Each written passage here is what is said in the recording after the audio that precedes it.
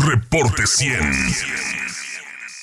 La candidata de Movimiento Ciudadano a la presidencia municipal de Hermosillo está con nosotros esta mañana. Natalia, ¿cómo estás? Buenos días. Muy buenos días, muchísimas gracias. Gracias por la invitación y por permitirme estar aquí para platicar con tu audiencia, Juan Carlos. Has hecho una campaña distinta a las otras campañas, Natalia, en donde muestras los dos Hermosillos. Qué campaña tan atinada para describir la realidad de nuestra ciudad.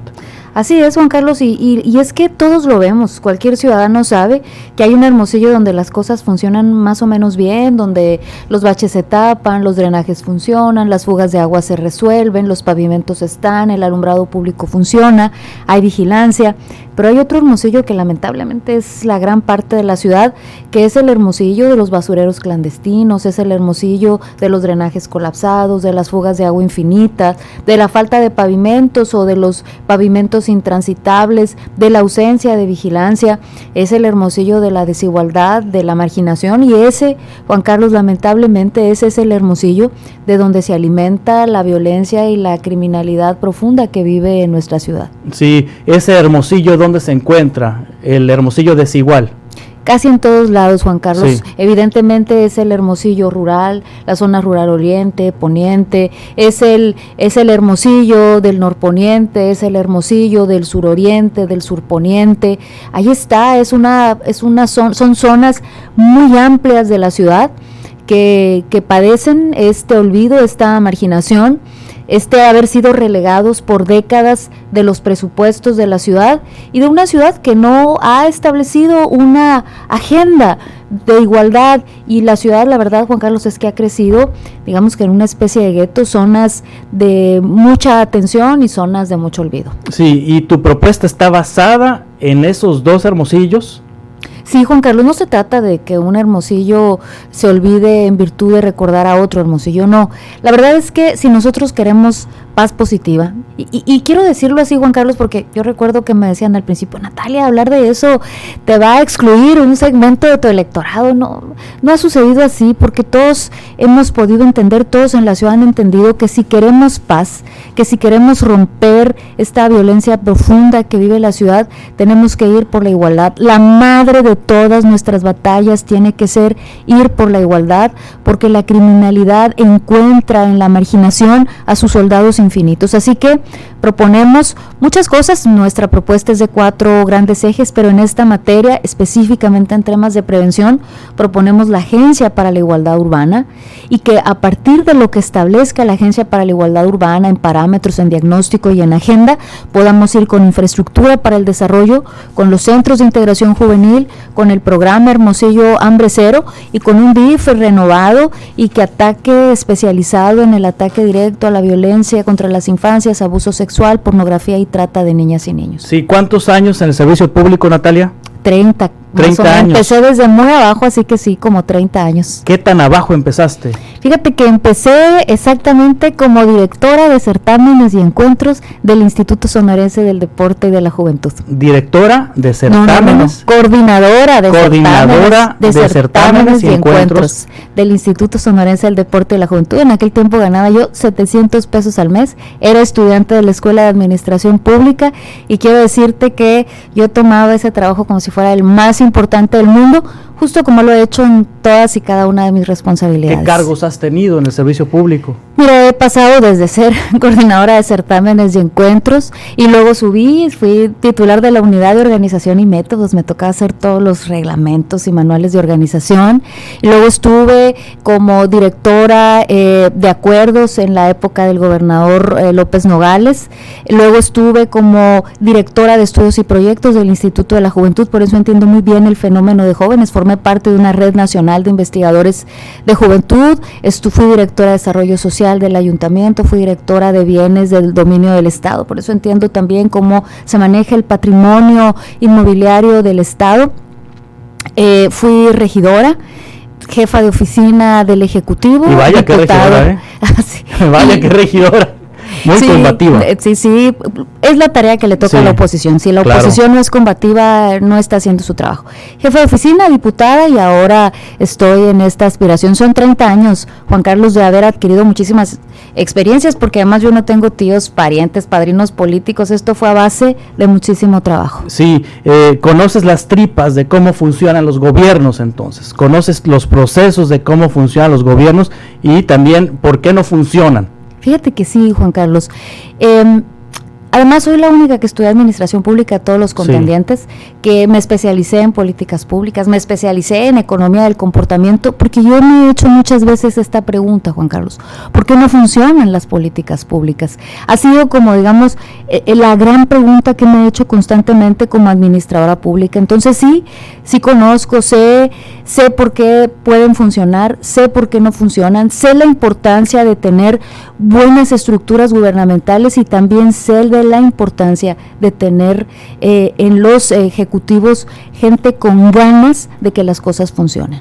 Sí, y Natalia, de estar dedicada a temas que tienen que ver con trabajos de diseño de políticas públicas, de implementar políticas públicas, decides ir entonces ahora a una contienda electoral, ahora digamos como la protagonista. Y fíjate, Juan Carlos, que me ha encantado, porque en 30 años no me había tocado ser candidata. Y esta campaña me ha permitido tener mi propia voz, claro, decir exactamente lo que quiero decir, hablar de ese otro Hermosillo, hablar de la posibilidad de construir ciudadanía y cómo hacerlo, cómo hacer transparencia y rendición de cuentas, cómo generar desarrollo económico, cómo hacer estos motores de muchas hélices para generar desarrollo económico, cómo ir por una ciudad más densificada, más vertical, con mejor transporte público, qué opino del transporte público, pero también me dio la oportunidad desde la campaña hacerla como yo quiero, presentar 22 años de declaraciones patrimoniales, mostrarle a los otros candidatos que se puede andar por la vida de la política sin choferes, sin escoltas, sin parafernalia, sin asistente del asistente, con equipos pequeños, que se pueden hacer campañas modernas, limpias, sin plástico, sin ensuciar la ciudad, que se puede tener valentía para defender los presupuestos de los ciudadanos. Entonces, me ha gustado mucho, he encontrado mi propia voz en esta posibilidad de ser candidata y la verdad es que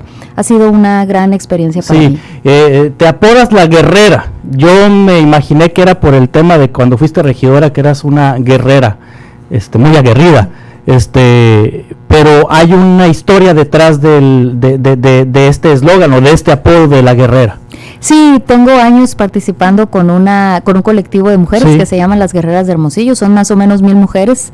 Hay 1,000 mujeres. Más o menos, sí, hay jornaleras agrícolas, vendedoras ambulantes, amas de casa, hay obreras y todas tienen algo en común, que hacen trabajo comunitario.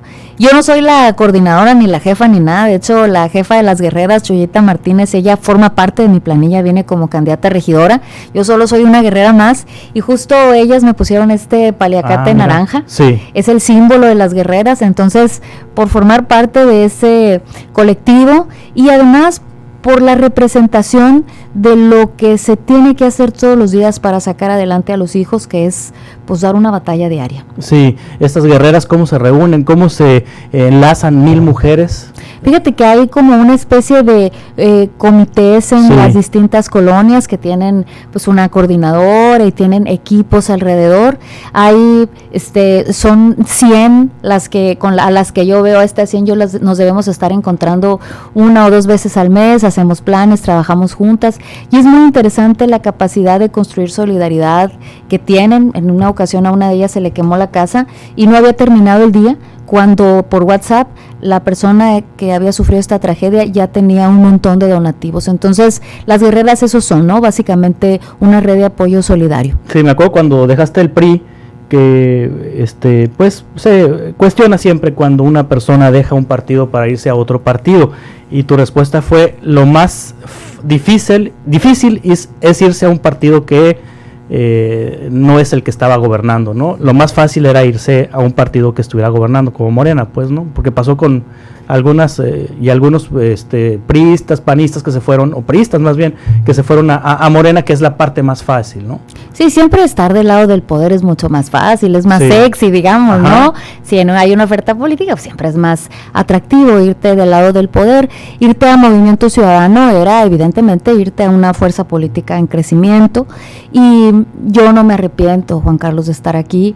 Sé que estoy en un espacio que te permite esto, tener una candidatura, claro, tener tu propia voz, integrar la planilla como yo quise. En mi planilla está Chepina, que es jornalera agrícola. Cuando viene a las reuniones se sale del campo. Está conmigo Giovanni, que es un joven rehabilitado de adicciones, que trabaja con otros jóvenes y familias. Están conmigo promotores deportivos, promotores culturales. Tuve esa libertad, sin cuotas políticas, sin presiones políticas. He podido hacer la campaña bajo mis propios términos, tener, te digo, mi propia voz, hablar de los dos Hermosillos, y yo creo que estar en Movimiento Ciudadano me ha dado esa libertad de poder hacer la política como yo creo, de pie. Sí. Natalia Rivera, ¿qué sigue para los próximos días? ¿Cómo vas a cerrar tu campaña?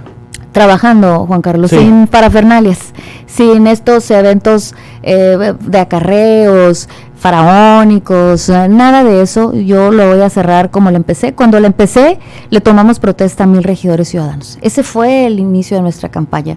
No hubo ahí ni nada, ni grupos musical, nada. Fue tomarle protesta a 1000 regidores ciudadanos, y vamos a concluirla trabajando.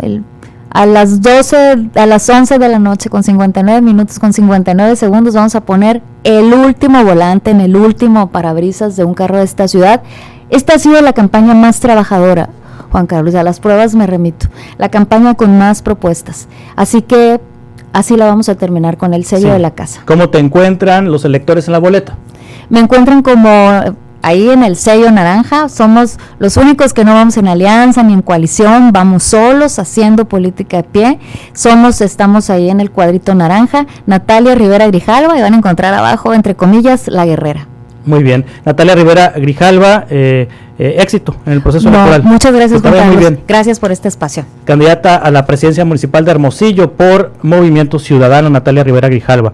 Reporte 100.